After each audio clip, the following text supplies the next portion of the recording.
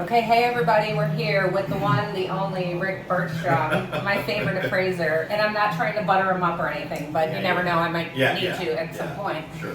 So this is Rick, and Rick, we're here today to talk to our people all about appraisals and how it affects them. So if I'm talking to a seller and I'm at a listing appointment and they want to price their house $20,000 or $30,000 over what I think it will appraise for, I'm not an appraiser though, how would you approach that? What would be the conversation that I should have with that consumer?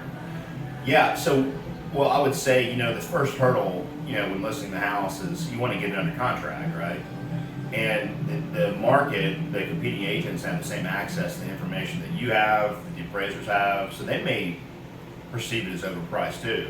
But let's say they don't. Let's say that they say, okay, we'll agree to that price. We'll get an offer in the first 2 or 3 days. And you make it an offer. So they may be either uninformed or so eager to buy that house they don't care. So then the next hurdle is you have to have an appraisal if there's financing, from the buyer. Right. And so generally speaking, there is financing, and sometimes there's an appraisal waiver if there's enough money down. So I'm not exactly sure what the numbers are, but at maybe 20% down, 25% down, you may get an appraisal waiver. But even then, it's likely that the lender will run some kind of automated valuation to just make sure that price is in line. But let's say that the appraiser actually comes out there. It's likely if you recognize that it was overpriced, because we all have access to the same information, that the appraiser is going to recognize it was overpriced, possibly. And I always tell agents, you never know. You never know what's going to happen with an appraiser. We're all so different. It shouldn't be that way. But you're basing it on facts. And that's a great point. We base it on facts. We're unbiased. Not emotion. Not emotion. We're impartial. There's no bias. We have no skin in the game. We don't advocate for anybody. So it's likely, in neighborhoods that have a lot of sales data, there's a lot of transfer, it's easy to determine, market value because you have a lot of information. Where it gets a little, where the ranges get wider is in areas where there's not a lot of information. So I had one that was on 28 acres, and no appraiser wanted it. It kept getting passed up. Because we're not doing that one. Right. But because it's too difficult. It is, and so when y'all have difficulty pricing, and we have difficulty usually appraising them, and those appraisals are more time consuming. So what I tell my sellers usually is I'll say, well, look, we have to sell the house 3 times. First, that's exactly right. We have to sell it to the consumer, to the buyer. Yes. They have to agree with the price or think it's worth that. Then we have to sell it to, the agent. Yeah, that's right. The agent who's bringing the buyer, and then you got to sell it to the appraiser. So when people are like, well, my neighbor got, this much, $300,000 last year, and we have to explain to them this year is different. So tell us how this year is different than say the last 3 or 4 years. I like the way that you say that you have to sell it 3 times. I think it's a great analogy. I think that appraisals are snapshots in time, and appraisal really is only good the day I do the appraisal. Exactly. And I tell everybody, I said, look, don't take this appraisal, even though I did it yesterday, and say that's the basis of value. It changes the market. So we see markets changing in real time. We see the stock market affect the mortgage rates. We see world conflict affect the mortgage rates. So those in the supply and demand, purchase power, i.e. interest rates, affects value, indirectly. And so I'd be very cautious about, taking data from 6 months ago, 12 months ago, and applying it to real time. Right, because it's going to be different. It needs to be reconciled and adjusted. And I read just the other day that in an election year, homes tend to go up at least 3 to 4% after the election. Out of the last 9 elections, 8 of those election years, really, housing prices went up 3 to 4%. That's interesting. I've never heard that. So I was like, okay, that's interesting. But again, a lot of other things come into play. Sure. Right. The last 9 elections, we had 2007 in there, so that was the one. 7 and 8. Yeah, well, but that makes sense. That was the one time it didn't go up. Well, I don't think values were going up then. That was a tough time. Yeah, 2008 election. Yeah, and we've just really come out of. I hope knock on wood. Hope we're coming out of, kind of a contracted market. And it's contracted for different ways than in the past. In 08 and 09, that was driven by a foreclosure crisis.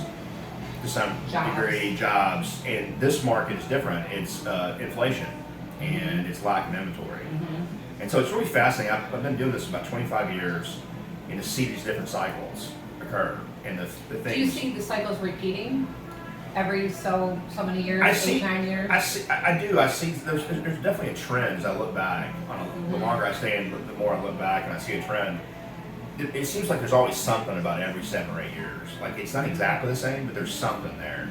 There's going to be one factor. That keeps me awake at night. I'm like, oh man, here we go. But now that I've gotten older and used to it, I'm kind of like prepared. Like, hey, it's been 8 years. I'm about to suffer a little bit, you know. So Okay, I start, you know. Yeah, so as a buyer then, you know, so the buyer is like, woohoo, the appraisal came in $15,000 low. That's great, but then I look at it like, well, then there's going to have to be concessions somewhere else. So sometimes it falls back on on inspection items that maybe the seller's like, I can't afford to fix those items now because the appraisal came in low.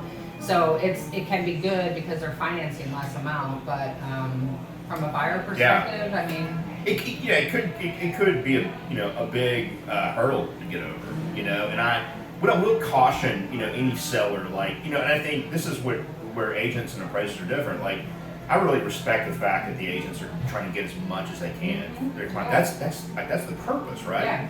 And you know, even if the appraisal doesn't come in, you know the appraisal doesn't come in, it's really not the primary concern. The primary concern is to get the client what they want. right. The appraisal is more of a reality, you know, and how do I deal with that? And so I feel like, you know, if it were me, like, you know, and I was selling a house and I knew that I was going to ask for top of the market, and you know, maybe putting some verbiage in the contract and maybe an appraisal gap, maybe, you know, you get in front of that with everybody. We did a ton of those appraisal gaps. Yeah. So basically, tell us people that don't know what an appraisal gap is.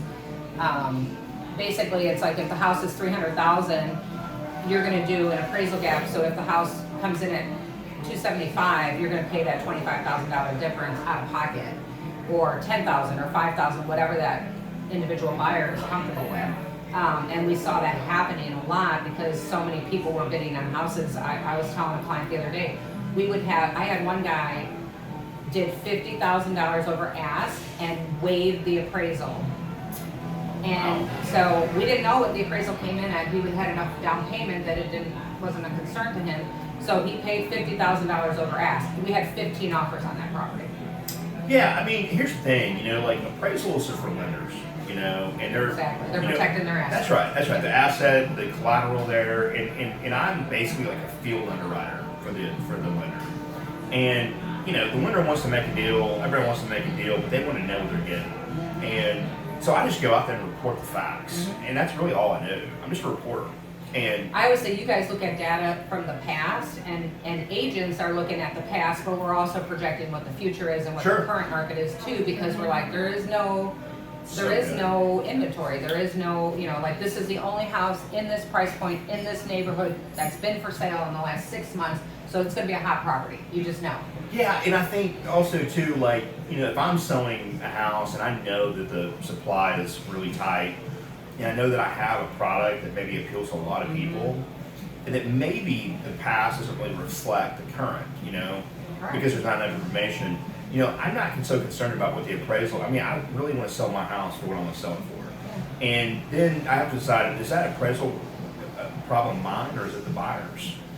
And I tell buyers, like, it's the buyer's problem. It is the buyer's problem, and if you have a product that you want to sell, and a buyer really wants it, they'll figure out a way to buy it. And just because, you know, appraisals really weren't an issue 20 years ago, 25 years ago, because people put more money down. But now everything's 100% financed. 100%, yeah, that's and that's why the really appraisal matters. That's a really good point. That's why it matters, because people are putting 3.5% down on an FHA, or they're putting 5% down on a conventional. That's a big difference to the bank. The bank has a lot more invested in that property. And to that point, this is why the future of appraisals looks like. That's the question. So the lenders understand now. We've gone through a really big cycle of real estate sales and loans and lending. There's a lot of money out there, and the lenders are starting to see where they could have improved. You know, and they're analyzing the mistakes. So what happens? Okay, so we talked a little bit about this before, but remind me again how this goes. Like if if a lender pulls that appraisal back and calls you out on it, and how does that affect? Well, there's a lot of reasons that could happen. I mean, the most common one is if the lender goes into default. I mean, excuse me, if the borrower goes into default, that's an automatic appraisal review. Okay. And that could happen within 6, it could happen within 6 months, 6 years. It doesn't matter. 10 years. Doesn't matter. Yeah, they will pull that appraisal immediately. Because what they're doing is, whoever originated that loan, whatever local mortgage originated that loan, they're going to go back and make sure that they vetted the appraisal and the appraiser, that in the other documents, that part of the application associated with it, not just the appraisal.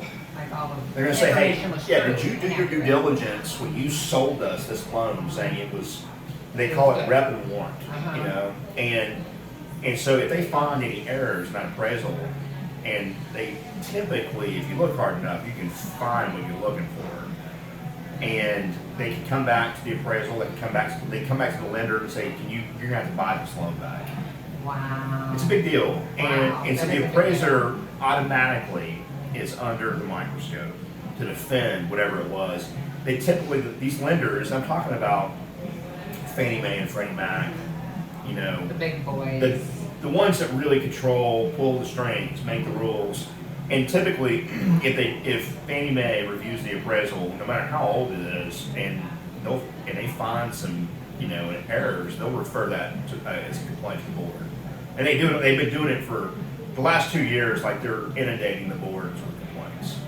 And are you seeing this year compared to last year more appraisals kind of cracking down and seeing more and more contracts coming in under the purchase price? Are you seeing that more often? Yeah, I think they're, you know, every time I do an appraisal, I can't worry about, you know, the consequences of somebody reviewing it, right? I'm there to do an appraisal, I'm there to report the market conditions, I'm there to give an accurate, you know, opinion of value that's based on market facts. And so I can't sit there and say, well, I need to be more conservative because I could be scrutinized. You can't get into that. That's a form of bias in a way. Yeah, you have to be in the present. Yeah, to be in the present. I'm like, can't predict whatever. the future That's or the right. past, I yeah. can't, and so I have to assume that every appraisal is going to be reviewed, and just do every appraisal as if it's going to be reviewed. And some probably won't be, but and you don't know. But I think that there is these lenders have better technology, including AI, to review. So how does that affect your job actually? Because I think that's an interesting thing. They're saying that they're going to do these automatic valuations and. Well, they tried a lot of that. I don't know how successful it's been. I don't know how much success they've had. I think that. Well, Zillow tried to do it sort Yeah, of too, and you that know, didn't work out so well. The reason that is, I suspect, is that markets, like if you have a tract subdivision with like 2,000 units, and they're all the same, that works. But if you're in an area where all the housing styles are different, you're built. Like the Heights or Hillcrest or, yeah. Good examples. I mean, Yeah. anywhere like in downtown, like, you know, every like lot to lot is different. Yeah, it could So- be double lot, single lot. But to your point, the lenders, there is a lot more scrutiny and pressure on the appraisal to perform because they have the tools and technology. And they essentially come out and said in the last few years, and on all the continuing aid classes I've had and seminars, is that we're watching and we're paying attention to appraisal quality. It means something to us. You can't just rubber stamp appraisals. And they're also paying attention to, you know, things that seep into the appraisal, like subconscious bias or conscious bias.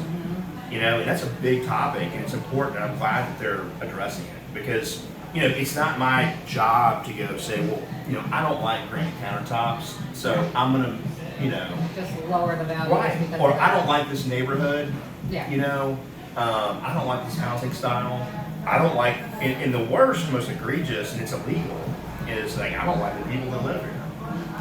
And so, you know, when I go into an appraisal, you know, I'm just looking at the house, I'm looking at the facts, you know, I'm staying with the facts. Data. Data. And that's what I tell people all the time. Like, if somebody's buying a house, I'm going to show them the comps. If somebody's selling the house, I'm going to show you the comps. I'm going to show you the data. And then you may or may not agree with me. You know, a buyer might say, well, they just overpriced their house because they're just trying to get the most money. Yeah, they are, but the agent, if they're worth their weight in salt or whatever is going to say, Mr. and Mrs. Seller, yeah, you can price your house at $4 million if you want to, but you're not going to get $4 million because it probably won't appraise. Right. And that's what any good agent is going to do. We're Sure. going to discourage them from trying to do that. Now, if a house is, or if a buyer is coming in and they're offering like 10% less than what the ask price is, I'm going to go and say, where did you get that number? Because the numbers that I'm seeing here is a 3% differential between list to sell. Yeah. So you coming in at 10% off their list price ain't gonna get you anywhere. You ain't gonna get it. Yeah. It's just not gonna work. So I think appraisals, like you got, I wish we could do almost a pre-appraisal before people buy a house. Yeah. So that they can. So that's a good point. I was going to say something about that. We do get asked to do what they I guess the name for them is pre-listing appraisal. I don't know. Mm-hmm. And I really, with those, I tend to be more, I want to see the market's reaction to a price. Right. That is valuable to me. How many days on market? Right. So if a house goes under contract within the first 3 days, Yeah. you know that the appetite or the inventory. Yeah. So, and it also depends on a $2 million house is not going to get as many showings as a $250,000 house because our average sales price That's is right. $275. Yeah, I mean, you got to weigh in like how far away from the median sales price and the, Right. and the community that Right. is. But I do think that, assuming it's within reason, like I tell everybody, that the market's the best appraiser, Mm-hmm. But there's also, like, But yeah, right. If your house has been on the market in today's world, like technology, the listing is on the market day one and everybody sees it. So if it's on the market a couple of weeks, then it's pricing. it's 90% of the time it's pricing, and then the other 10% might be it smells bad or smoke. There's some reaction Yeah. somewhere. Yeah. So I think this is all good information. I think we should have Rick on again. Whenever yes. We're gonna eat. We're gonna have a little coffee we're at Flora Jeans, just so you guys know. It's one of my favorite places. It's plant-based. Yeah. Delicious food and coffee and matcha and all the good things. Yeah. So we're gonna have you again. Oh, thanks. You guys, we're on camera. He said he's gonna do it, so. I'm blushing. I'm the spirit. Me too. Yeah, that's right. Yeah. So you guys hit us up with all your questions, and then we'll have a question and answer session on a video in the near future. Thank See you ya. so much. Thank you. Say bye, Rick. Bye.